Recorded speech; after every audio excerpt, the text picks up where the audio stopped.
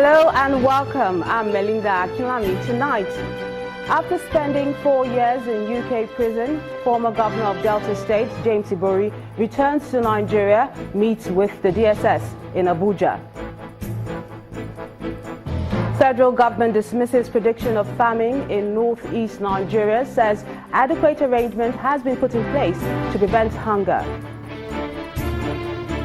House committee investigating CCTV projects in Abuja and Lagos says the $470 million project is a total failure.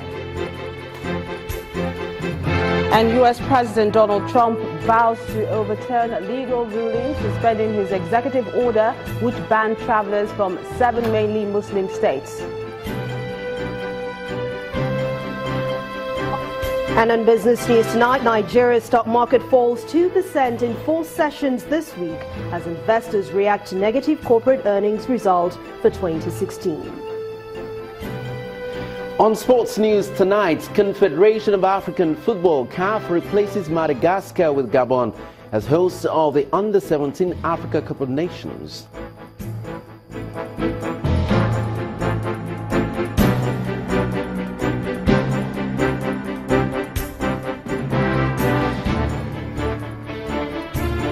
The former governor of Delta State, James Ibori, has arrived in his hometown of Ogara in Delta State, where he has been received by a massive crowd of supporters. Mr. Ibori landed in Benin City this afternoon from the Nnamdi Azikiwe International Airport, Abuja, following his arrival from the UK early this morning. However, before he left Abuja, Mr. Ibori was said to have met briefly with the Director General of the State Security Services in the nation's capital, Abuja. Though the details of the meeting were not revealed, it was gathered that Mr. Ibori will meet again with the DSS at a date yet to be confirmed. The former governor flew into Nigeria hours before he appeared before Justice David Tamilson of the Soho Crown Court in London.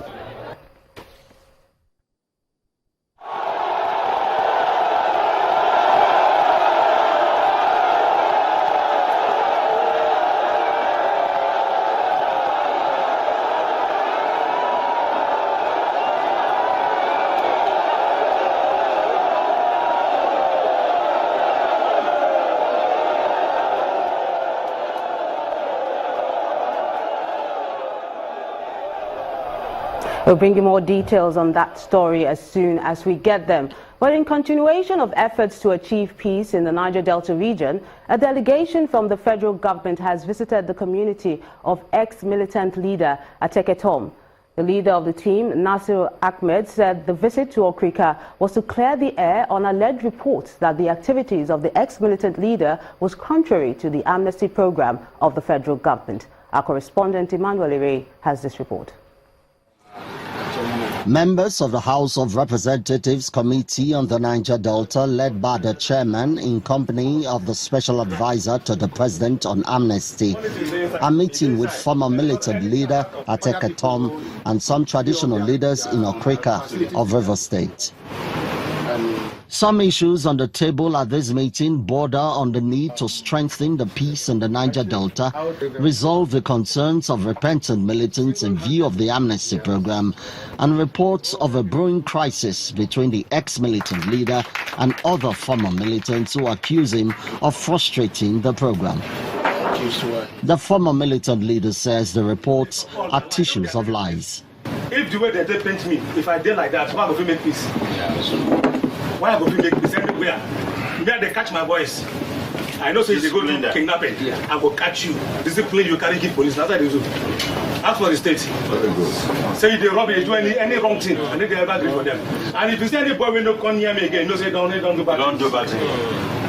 And outside, the chairman of the House Committee on the Niger Delta tells journalists that there is no cause for alarm, adding that the peace in the Niger Delta is vital to the development of the country. We have been working hand in hand with his office to ensure that stipends are being paid, trainings and empowerments are being done, and then we have cases of those that are schooling abroad.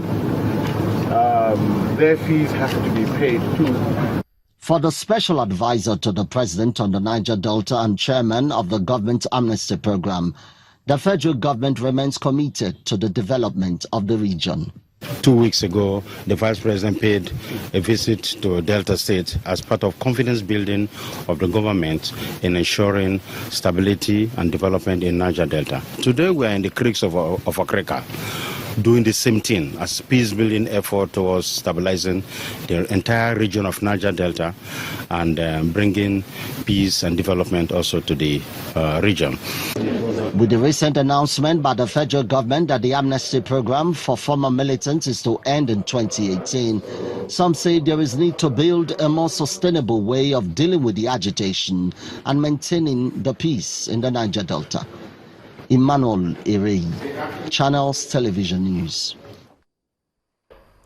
A civil society organization, the Citizens Action to Take Back Nigeria, Kataban, is accusing the National Assembly leadership of abuse of office by collecting 630 million naira from the Federal Capital Development Authority under the guise of renting and renovating their official residences.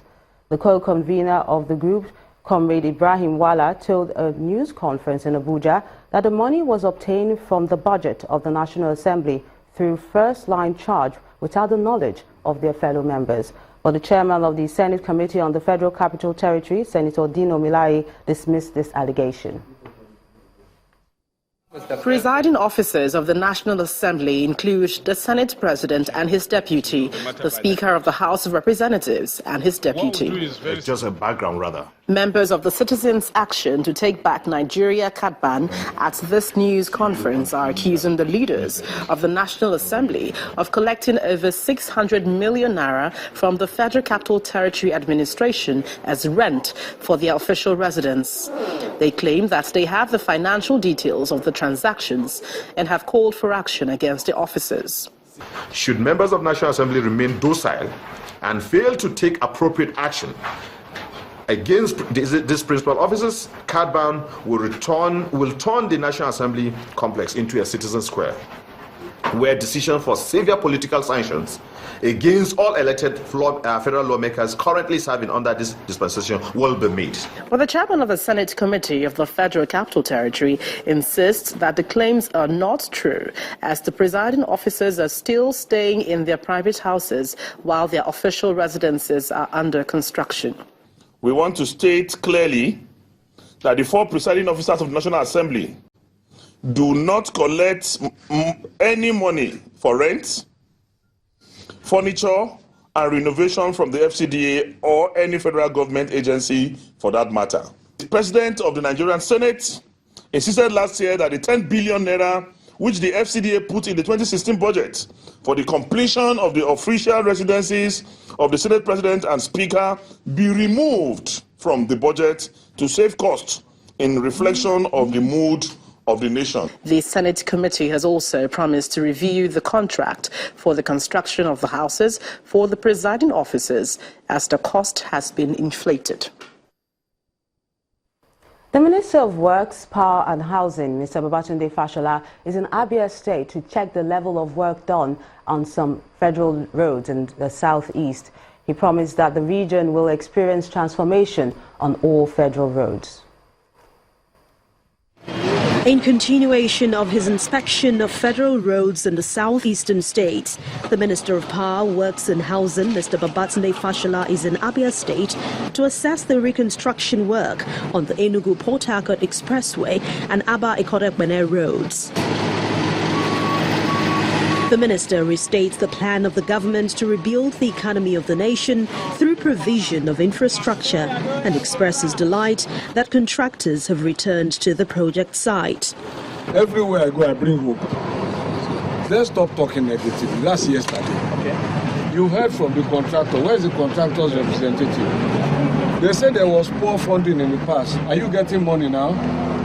In 2016, this is the start of our project. So the Buhari government is now paying contractors. The State Controller Works explains why work on the road was stalled. In the past 4 years, not having budget, and we have been out of this site for the past 3 years, because our last certificate in 2013 has not been paid.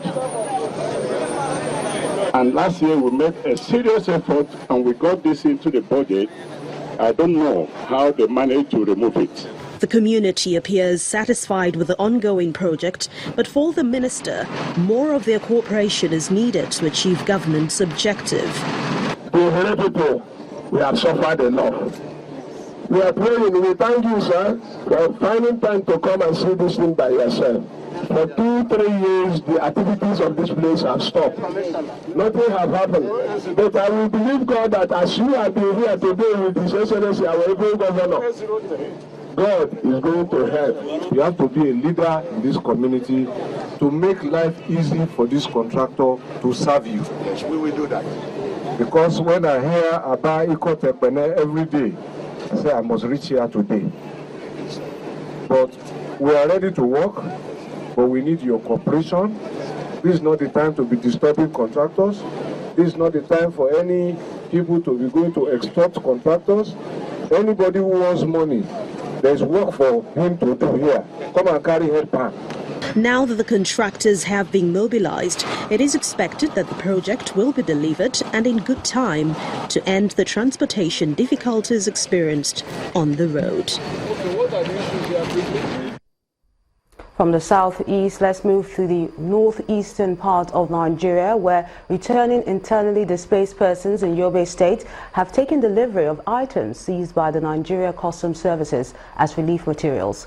The Senate Majority Leader, Senator Ahmed Lawan, who delivered the items on behalf of the federal government, reaffirmed the government's commitment to rebuild communities affected by the Boko Haram insurgency. Senate Majority Leader Ahmed Lawan is accompanied by the Deputy Governor of Yobe State, Abubakar Aliyu, and customs officers. They are visiting Katako with relief items for returning IDPs who have suffered great loss from Boko Haram onslaught.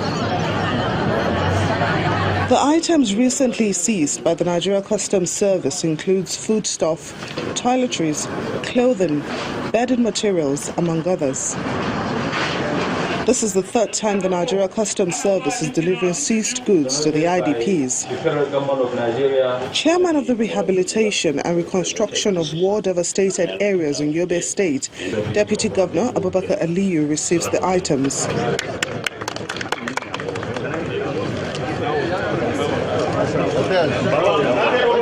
The continuous delivery of relief materials by numerous stakeholders and agencies, both local, national and international, demonstrated once again by the federal government through the National Logistics Committee, will enable our people, particularly the returnee IDPs, to consolidate themselves in the returned communities. The beneficiaries are relieved. We are happy of the effort of the federal government to bring all these food items to our people in my area. We are still appealing more because, as we are seeing, this town is almost burned down to grasses by the insurgency. So we are still appealing to government, state government, federal government